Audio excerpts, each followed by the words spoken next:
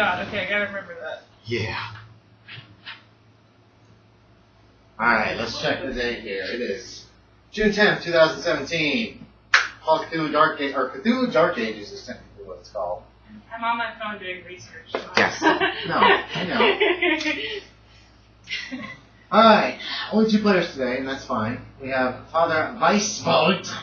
Don't forget your German. Everything should sound like you're angry. I am Father Weißwald! You sound so happy today. That was my one German. I kind of want to spell the German way now. You got the, yeah. Weißwald. Here's my pronunciation list for all the emphases. Alright, so, describe Father Weißwald. So he's got kind of like rough chopped hair, very short, but he's got pretty bushy beard. Okay. What color hair? Could be anything. Yeah, probably dark colored. Dark hair, okay. Yeah. What's his appearance? Like the number? Is it? 10. So he's average. Average. Okay, yeah. Heavy set, skinny. What kind of body? He's probably pretty small. He's size 8. Size 8? Okay. Size 8, so pretty. So small, probably a little over 5 foot, and scrawny almost, you could call him. Okay. Anything else about him? He's wearing a priest robe, some boots so his feet won't freeze off, and a cloak, a hooded cloak. Anything else distinctive about him? I might think of it later. But. Okay, just kind of average looking. How about the guard who was sent with him, Adalbert? Adalbert! Big, burly guy. It's not like huge. Does he have a beard? Pretty well muscled. Yeah, but it doesn't look that good. Beard and mustache. Yeah, so you guys basically just don't shave because it's a fucking pain in the ass. He's got kind of blondish hair. Blondish? Okay. Yeah. Kind of a very unfortunate face. Unfortunate face. He's not very I'm using that. He's missing a few teeth. Oh yeah, that makes sense at age 24. Yeah. He's missing some teeth. He likes his sweets. Yeah. And a couple of bites had him knocked out. The path leads down from the hills and winds around a large, odd-shaped boulder. When suddenly a small village, in a clearing in the woods, and now Europe is covered in woodlands at this point. I mean, like, covered, yes. And they're dark. They're very dark. Are we in southern There Germany? are things there. I think this is actually more closer to the Switzerland area in our terminology. So further south. Yeah, South and a little bit east, or west, sorry. But yes, it's in the Alps. It takes place in the Alps. You are in the mountains. That's why there's snow on the ground. Cool. Or maybe, it might not be snow yet. Hold on. This must be Schwarzbrunn. Let's get my own pronunciation guy here. Is it on here? Yeah, Schwarzbrunn. And somewhere behind the village, deeper in the basin formed by the hills, you're coming from the north, sit several buildings surrounded by a wall. Likely the monastery of Schwarzbrunn. Here is kind of an idea of what the area looks like. You guys are coming from the north. There's the village. There are hills, pretty high hills on either side, and then up this hill you can see the monastery. You can see the fields. Past the village, it is December. It's actually December. Where did the characters arrive? December 10th, 998.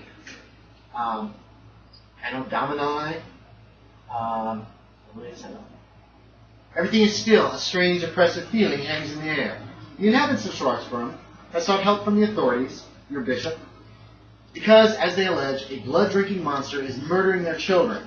That was in June of Anno Domini 998, 6 months ago. Now charcoal gray clouds are already crossing the heavens. The snows will come soon. The days are dark and bleak. Whose fault is it their cry for help remained unanswered into December? This question will be pressing if the population of the village has been exterminated in the meantime. Now the village is still, unnaturally still. Indeed, just after noon, a village should be alive with goings on, but down below, no one is to be seen. Strange oppression grips the hearts of all of those of you who have been sent to help. Perhaps half a year too late. Dun dun dun! So, the bishop got this letter 6 months ago. For whatever reason, nothing was done until like a week ago when you two were sent. Did you have a mule? Did you buy a mule or no? How much was I'll buy. Okay, are you riding it or just leaving it? Nah, just leave it. Okay, so. Like that I think picture. it was like 20 something. Oh, here, I can find it real quick. You want to take a minute? Here we go, horses. Mules are 36 dinar. Okay. So, down in the valley below, between, in the Alps here, it's very cold. It is December 10th. Oh, I need it. Mule. What's mule in German? Alright, so, the monastery sits down on a rise above the village. The village is very still. What do y'all want to do? You guys basically have to come over a rise and you can look. Yeah. There's like a rise here, and as you came over, you could look down into this low spot where the village is. Probably head for the monastery. Okay.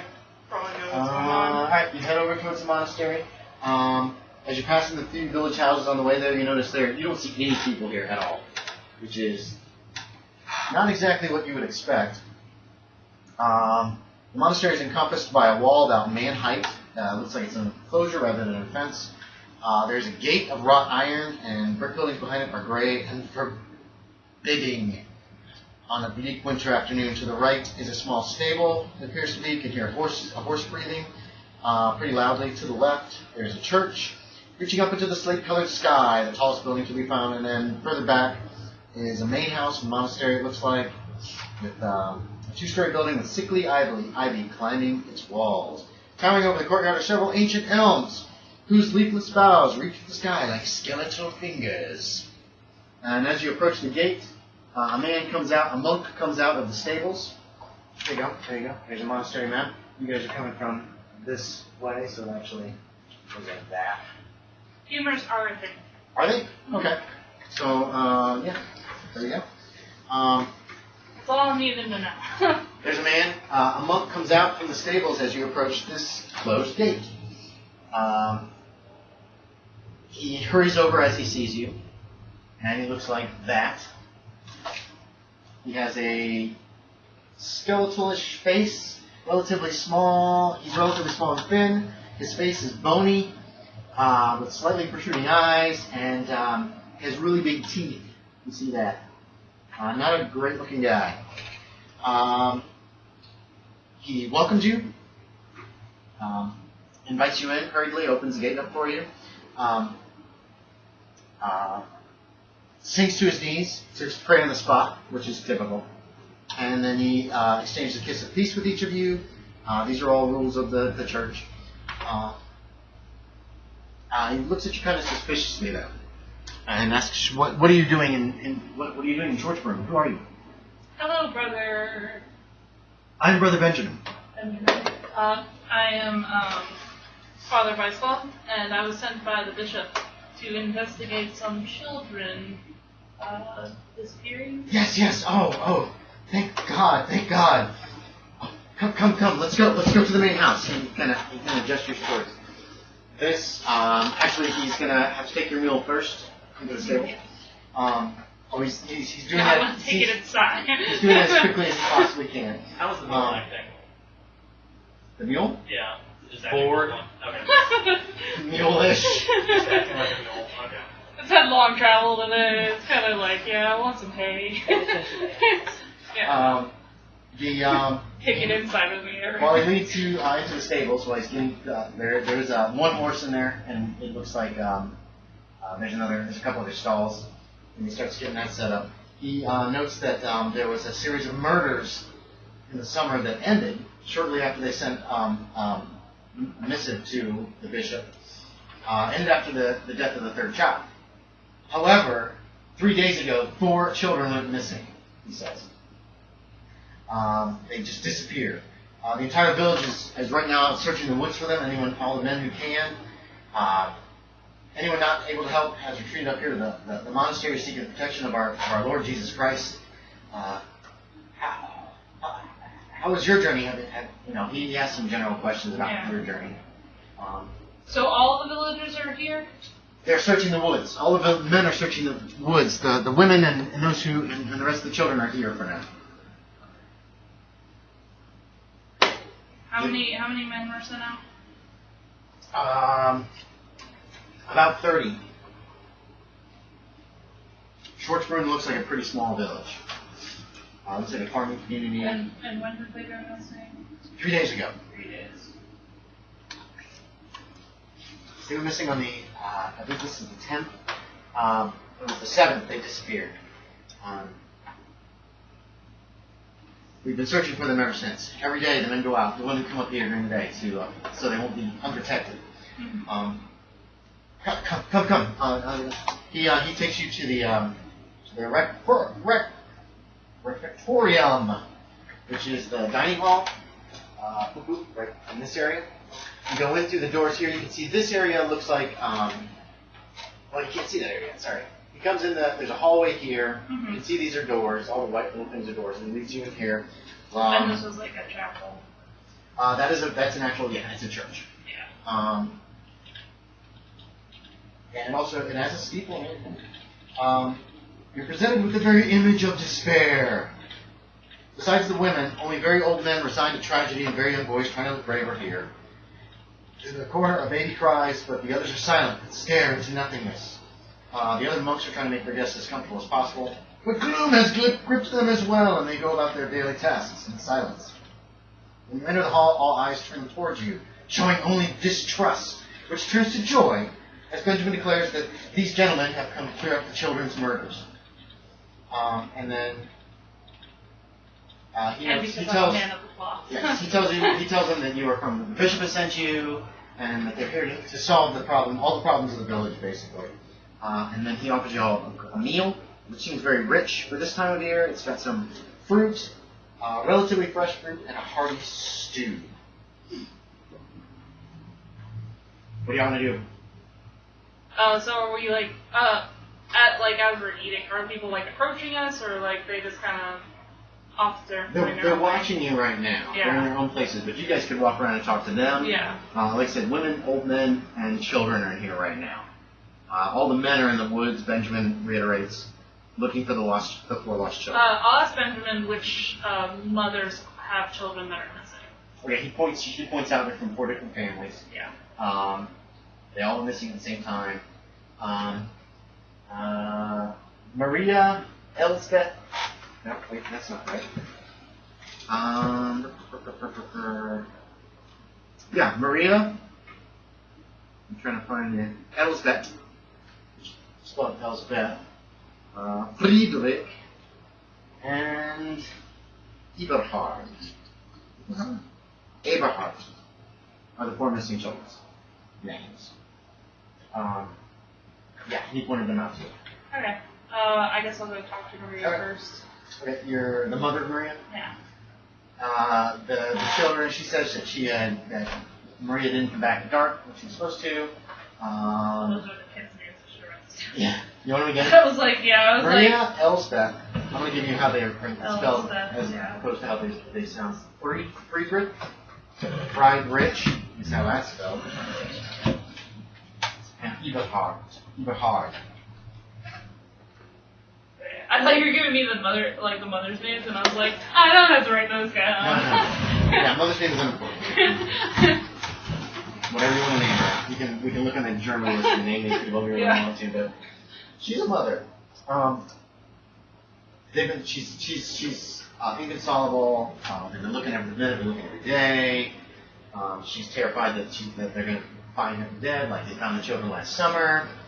One of the old men speaks up. Basically, I'll just give you the general information that you get instead of like role playing all this out. Let's see. Most of them believe it was a werewolf or a wolf man who has done the murdering. All the children were found drained of blood. There was no blood in the vicinity. In each case, they just had some say there was a claw mark on the child. Others say that there was a single bite mark. Children's flesh otherwise was undamaged, at least when the body had been lying in the woods for a while, obviously, and animals had gotten to it. And there were no other marks. There were no other wounds on the kids. Can I roll a call to see if I've heard of anything similar? Yeah. Definitely. You also find out Benjamin is the one who is the healer here in this monastery. Okay. He's the one who actually prepared all the children's bodies once they were found. Okay. And will he reiterate the same things, like single bite, kind of anything else? There were no additional wounds. Uh-huh.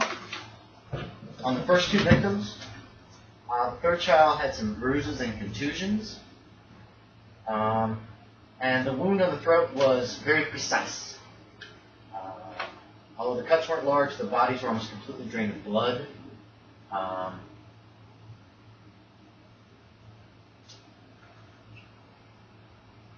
Each had a single wound under the left ear.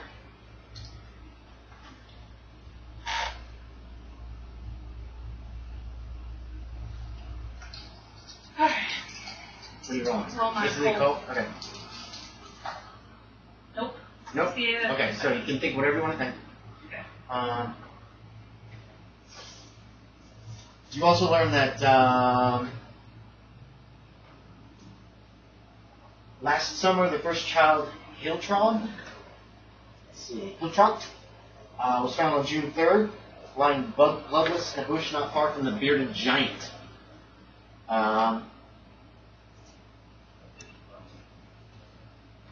Which the villagers happy to explain is a large boulder in the shape of a stooped bearded giant which lies about a mile south of the monastery. The boulders in the surrounding area are said to be the remains of a whole army of giants who plagued the area long ago. The founder of the monastery defeated the giants by the grace of God, turning them to stone. Thereupon the monastery was founded to the glory of God, praise be his name. The second child, Christian, was found 4 days later on the 7th of June. Once again, not far from the bearded giant. At that point, the parents forbade their children to go out after dark, admonished them not to wander far from the villages. But, however, on the 11th of June, another child was found murdered. Little Jeremias. His body was found further south, about another mile beyond the boulders of the giant. So, there you go. That's when the murders happened over the summer. After the third murder, children were not even permitted out of their houses. Even then, none of them were left unwatched, and nothing happened, no further deaths occurred, which was kind of surprising. And then 3 days ago, 4 children just disappeared. And they were still in their houses, like they still couldn't leave their houses when they disappeared. No. The villagers had figured that whatever monster was doing this terrible, terrible thing had gone. They were gone or something. Oh, so they could. So they had relaxed their guard. Okay. The children were out and about and poof, gone. Were they playing with other children? They don't know. Nobody knows. Just the kids are just gone. So they're terrified. They praise God when you come. They're hoping that you'll be able to find their children and save them. Blah blah blah blah. When you talk to Benjamin,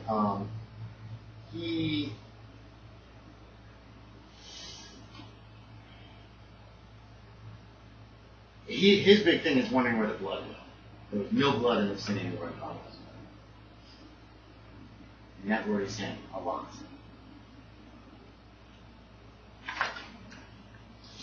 Bum, bum, bum. That is pretty much what you guys find out as you're talking to all these villagers, trying to kind of get an idea of what's been going on in this village.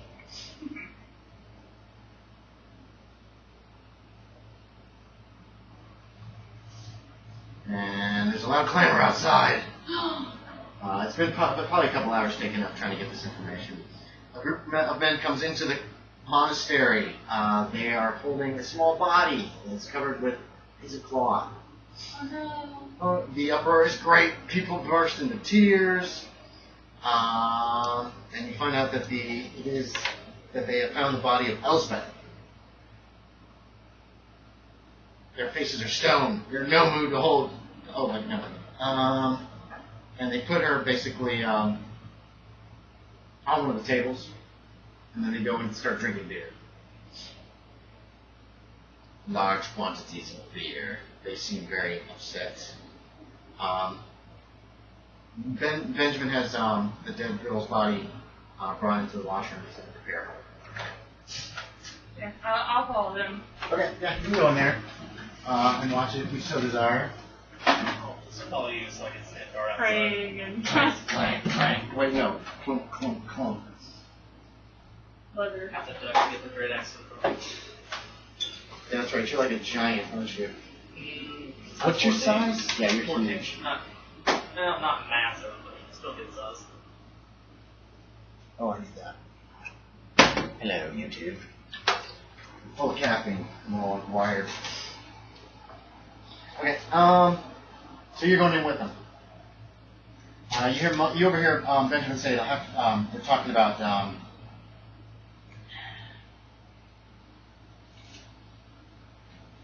it'll have to be quick preparing her for burial because the ground will be frozen soon. He says. He seems kind of like dispassionate about the whole situation. He lays her on the small table and begins to wash her and examine the body. You can each make a sanity check. It's a little 9-year-old dead girl. Very pale. You made it? You didn't? Yeah! It's if you go over your sanity, right? Right. That is a fail. I missed That makes sense. You lose 3 points of sanity, Collin. You've seen a lot of death, but you've never seen a child that looks to be drained of blood through a tiny little cut. It's actually on, I'm sorry, that's on the right side, not the left. I was mistaken with that. Under her ear. A woman brings in a shroud. It's too big for her little body. Oh. You have first aid. You can help examine the corpse if you want to, Ashton. Okay. So that's what it is. There's a cut right here. You're not sure exactly, why. Or think whatever you want as far as that goes. Oh no, I have something in my research. There's the body looks like it has been chewed on by animals, and it's pale.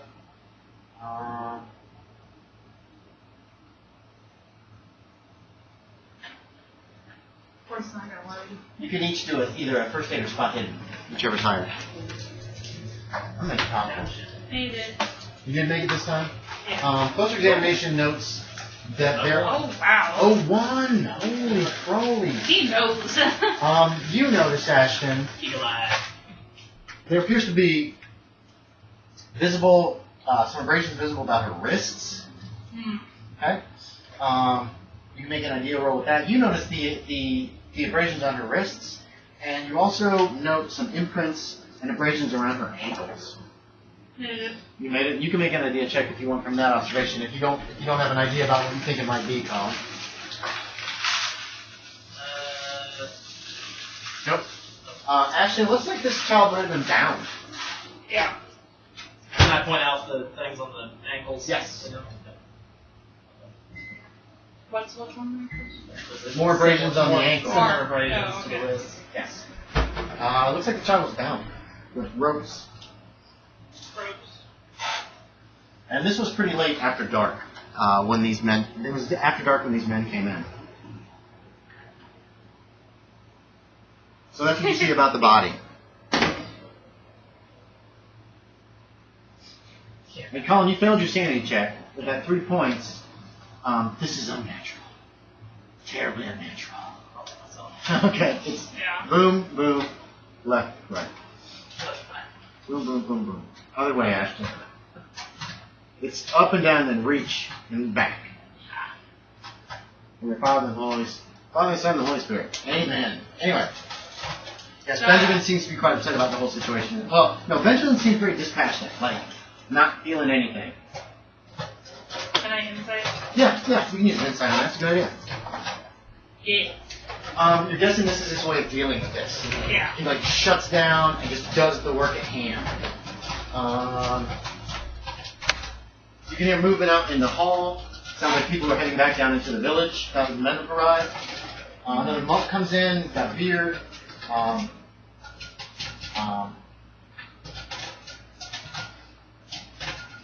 Tell Benjamin he'll keep the death watch. Somebody has to watch the body overnight. Make sure it doesn't get up and walk away or whatever, you know. That's believed, but we believe that at this point. And Benjamin says that he will take you to an accommodation, one of the cells. You'll have some cells upstairs that are vacated right now. And you'll have a cell. You'll be sharing a cell. So he takes you upstairs. The cells are actually over the... You haven't seen much of this place yet, so... You're upstairs, but there is a window, which right now is shuttered. The room's very cold, but there are blankets for the beds. It's just simple cots, and pretty much not much in this room. There's probably a chest, and that's about it. Ow! Ow! I think you're out of luck for Colonels, Ashton.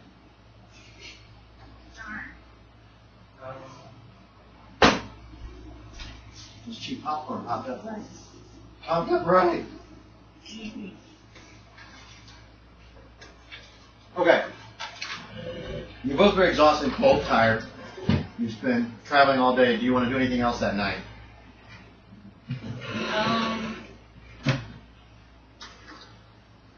So Brother Benjamin is done, like, over the body? Yes, yeah. He finished up. This other monk came in to do the death watch. Yeah. And then Benjamin took you to your rooms. You have one candle in there. Do my reading. Do what? I said to do my reading. Okay. He also invites you, as you are a priest, you're probably going to want to do all the stations and shit the next day.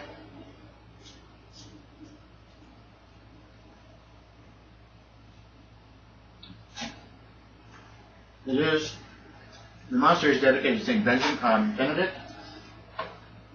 Who is the saint of? Ooh, I don't know. That's not written down here. I'll look it up. It doesn't help if the GM doesn't know what's going on. So, yeah, it's a Benedictine monastery. Hold on, let's see if they got it here. The Benedictine order was founded in the 6th century AD.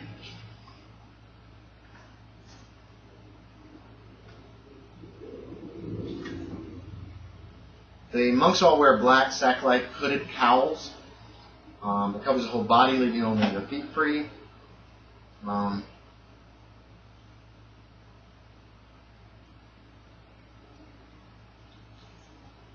Father Benjamin informs you that there is 4 a.m. is when the half-hour morning prayers are offered.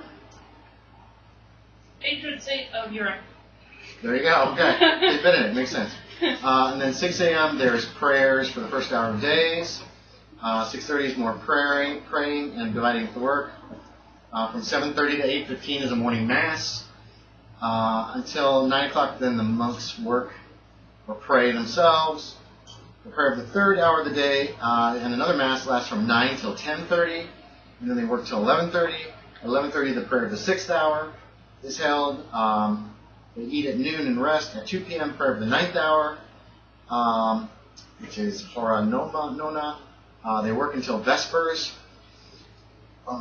At 5:30 is a light evening meal, followed by prayer. 6 p.m., they meet for prayer before retiring. Then around 7 p.m., the monks retire to their cells. So that's pretty much your day, and you're invited to join them as a good Catholic priest at all of these. And Benjamin tells you that before he leaves. And I know that this stuff is important. So that's going to suck a lot of time out of your day every day. I'm going to have to go to all of them. You probably should.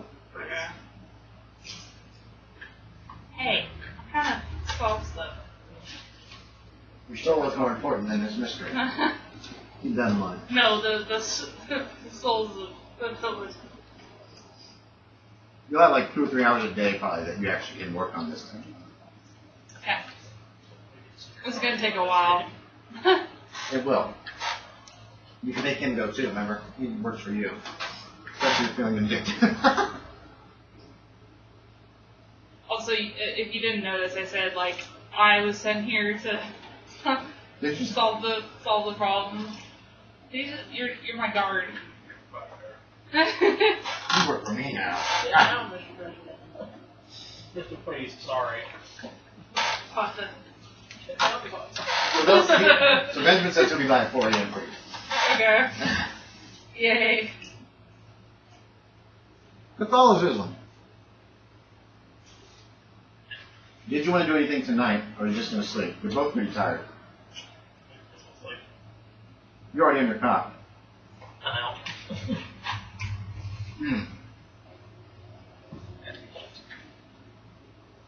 Just as an FYI, Collin, you got the boiled leather. You can get that put on in a couple rounds. Cool. You're not going to want to sleep in it. It's not going to be very comfortable. No, that up. I will have the short sword like right next to me, like. Mm-hmm. Yeah. So, Ashton, anything tonight, or are you just going to try to get some rest? No, just read from my holy book. And So you're woken at 4 a.m. for the first prayers of the day. Most of the monks go back to sleep after that, and then there's more prayers all throughout the day.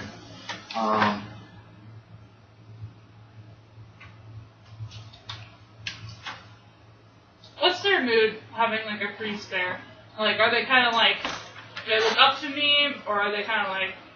They kind of look up to you, yes, but you don't have like unilateral power over them. Yeah, like I can't just be like, you're doing whatever I say. Right. But they do like, There is an revere abbot. me. Yes, there's an abbot of this monastery as well. Oh, okay. Somebody who's in charge. And I haven't met them And yet. right now, no, you haven't met them yet. And because Benjamin and that other monk, and some of the other monks that were really like no-name monks that you saw with the villagers, are the only ones you've seen so far. Okay. You're not sure where the abbot is. Benjamin didn't offer to find him or introduce you. Okay. It's not that big of a deal.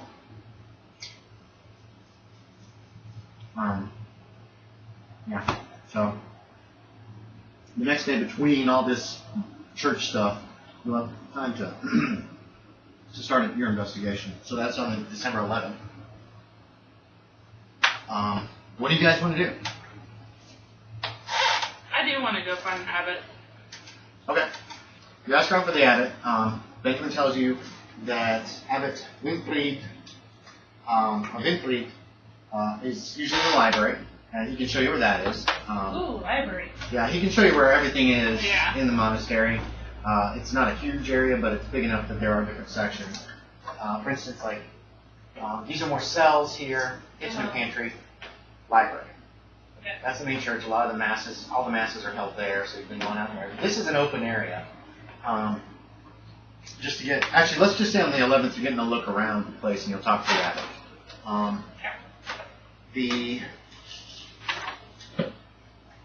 Here we go.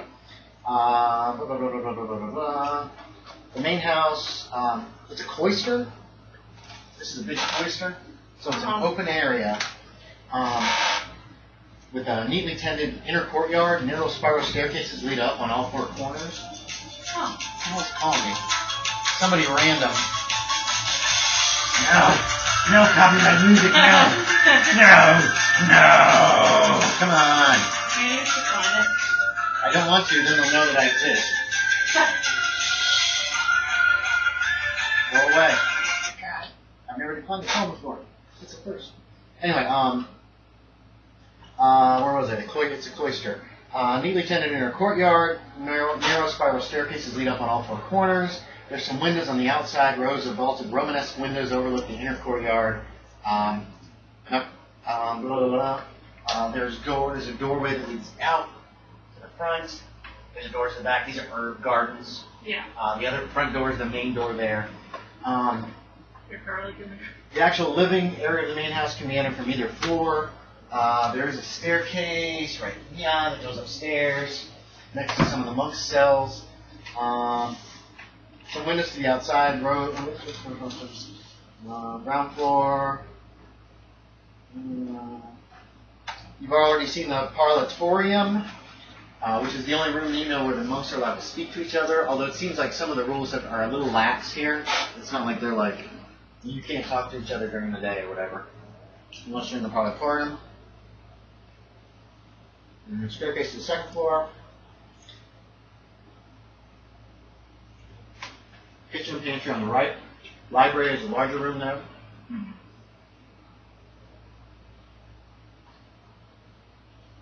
On the second floor, the library is tall enough it goes up and fills the second floor as well. And then there's more cells over the parlatorium. That's where you guys are. So your window like faces out in front. Well, the first 4 cells are some administrative rooms. The abbot's study, a washroom, a scriptorium where they write the script out. And then there's herb gardens behind the main house.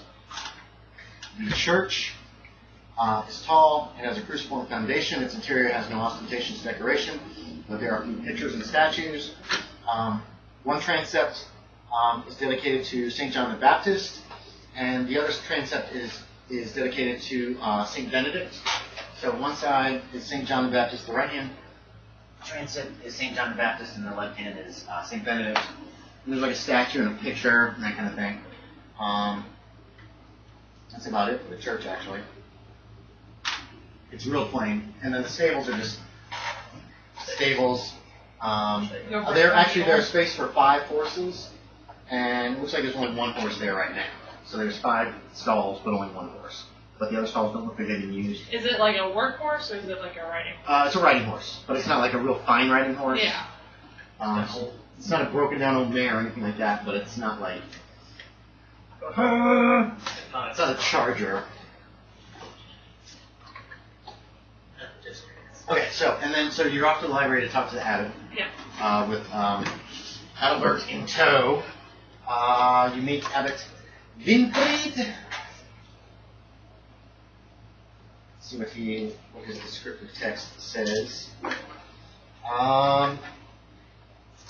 He has gray eyes.